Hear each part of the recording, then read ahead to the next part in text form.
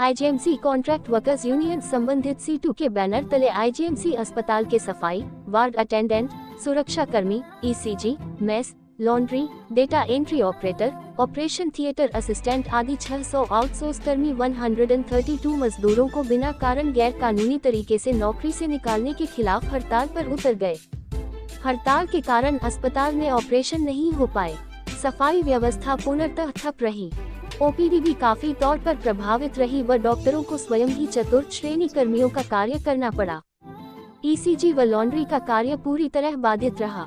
Emergency के सिवाय अस्पताल के सभी कार्य ठहर गए। यूनियन ने चेतावनी दी है कि अगर निकाले गए मजदूरों को तुरंत बहाल न किया गया तो आंदोलन तेज होगा व हड़ताल आगे बढ़ेगी। अस्पताल प्रशासन द्वारा 132 कर्मियों को नौकरी से निकालने के खिलाफ सैकड़ों मजदूर उग्र हो गए व हड़ताल पर उतर गए। आउटसोर्स कर्मियों ने अस्पताल परिसर में ही मोर्चा बांध लिया व धरने पर बैठ गए। इस दौरान मजदूरों से बातचीत के लिए ADC शिमला व थाना प्रभारी सदर आए, परंतु आंदोलनकारी मजदूरों ने हड़ताल खत्म करने से इनकार कर दिया।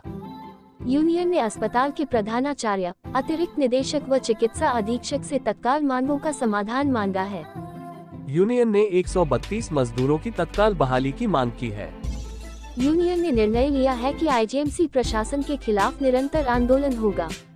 इसके तहत हड़ताल, धरने प्रदर्शन, राजभवन, सचिवालय, महात्मा गांधी प्रतिमा, उपायुक्त कार्यालय मार्च व अधिकारियों के घेराव होंगे। प्रदर्शन में C2 प्रदेशाध्यक्ष विजेंद्र मेहरा, जिला अध्यक्ष कुलदीप डोगरा, जिला कोषाध्यक्ष बालक राम, आउटसोर्स यूनियन महासचिव दलीप सिंह, विवेक कश्यप, राम प्रकाश, रंजीव कुठियाला, यूनियन अध्यक्ष वीरेंद्र लाल, महासचिव नोख राम, कोषाध्यक्ष सीताराम, निशा, सरीना, सुरेंद्रा, उमा, विद्या, प्रवीण, भूमि, वनीता, राजेंद्र, धनीराम, संजीव, सुनीता, सुशीला, लेखराज, जगत राम, वंदना, चमन, सुनीता, विद्या गास्टा, उमा, सन्नी, संदीप, हीरा लाल सहित सैकड़ों मजदूर शामिल रहे। C2 प्रदेशाध्यक्ष विजेंद्र मेहरा, जिला अध्यक्ष कुलदीप डोगरा, यूनियन अध्यक्ष वीरेंद्र लाल व महासचिव नोख राम ने अस्पताल के प्रबंधन व ठेकेदारों पर आरोप लगाया है कि वे मजदूरों का भयंकर शोषण कर रहे हैं। उन्होंने आईजीएमसी प्रबंधन से पूछा है कि कोविड योद्धाओं को नौकरी से निकालने व उनके साथ ऐसा बर्ताव करने के पीछे उनका कौन सा गुप्त एजेंडा है। उन्होंने आईजीएमसी अस्पताल प्रबंधन पर मजदूरों के गंभीर शोषण का आरोप लगाया है। उन्होंने कहा कि आईजीएमसी अस्पताल में अंग्रेजों के जमाने के काले कानून आज भी जारी हैं। यहां हायर एंड फायर नीति जारी है, जिसका सबसे ताज़ा उदाहरण 132 मजदूरों को गैर कानूनी तरीके से नौकरी से निकालना है। उन्होंने कहा कि अस्पताल प्रबंधन की आपसी खींचतान व गुटबाजी में मजदूरों को बलि का बकरा बनाया जा रहा है। अस्पताल में मजदूरों को सरकार द्वारा घोषित न्यूनतम वेतन तक नहीं मिल रहा है। आईजीएमसी में अभी भी श्रम कानूनों का गला घोंटकर 132 कोविड कर्मियों को नौकरी से बाहर कर दिया गया है।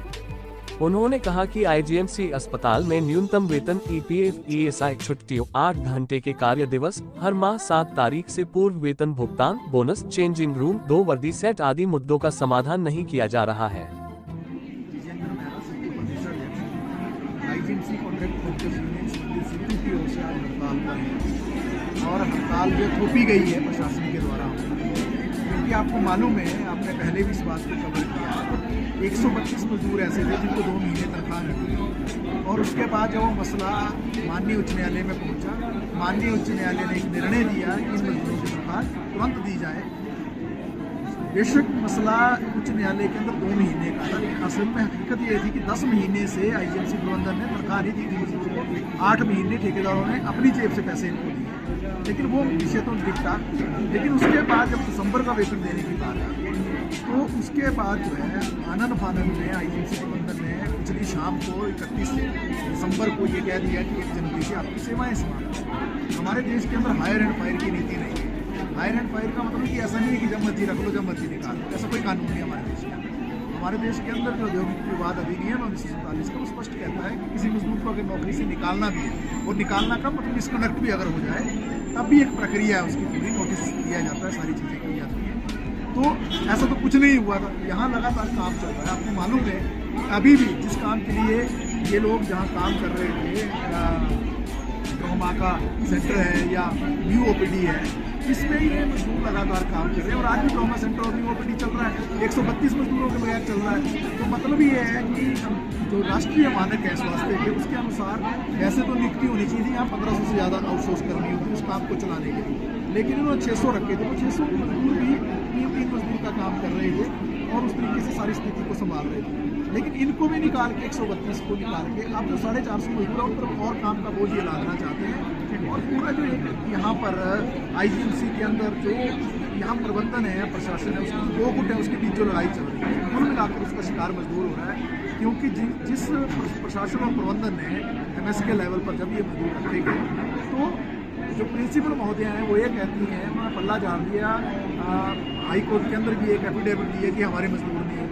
तो हम इनसे पूछना चाहते हैं कि जिनको 10 महीने काम कराया वो कौन मजदूर थे, उनको तनख्वाह क्यों दी आपने? अगर आप झूठ बोल रहे हैं पूरी तरह से, ये लड़ाई है 2 पक्षों के बीच की जिसमें मजदूर को निशाना बनाया जाता है। तो जब ये मजदूर निकालेंगे, हमारे पास कोई चारा नहीं है कि हम हड़ताल पर आते हैं, और इसलिए आज हड़ताल पर है मजदूर। पूरा एक तरह से आईजीएमसी के अंदर सिर्फ ठप है, क्योंकि आधा दर्जन तरह के जो काम करने वाले मजदूर हैं, आउटसोर्स कर्मचारी, वो हड़ताल पर हैं, चाहे वार्ड अटेंडेंट्स हैं, चाहे सिक्योरिटी स्टाफ है, चाहे सफाई के लोग हैं, चाहे मेस के लोग हैं, चाहे लॉन्ड्री के लोग हैं, चाहे ईसीजी के लोग हैं, चाहे वार्ड अपना डेटा एंट्री ऑपरेटर्स हैं, दूसरे लोग भी हैं। तो वो सारे के सारे मजदूर जो आज हड़ताल पर आ गए हैं, और हम ये चेताना चाहते हैं प्रशासन को 132 मजदूरों को पहली बात कि इनके निकालने का कोई मतलब ही नहीं बनता है। वो काम चल रहा है, आप जो है इनको निकाल कर इनको मानसिक तौर पर प्रताड़ित कर रहे हैं, और जो ऑलरेडी लोग काम कर रहे हैं उस पर काम का बोझ बढ़ा रहे हैं, जो गैर कानूनी भी है। दूसरी बात ये भी है कि 12 जून को एक समझौता आईजीएमसी के प्रबंधन ने किया था हमारे साथ, यूनियन के साथ, जिसमें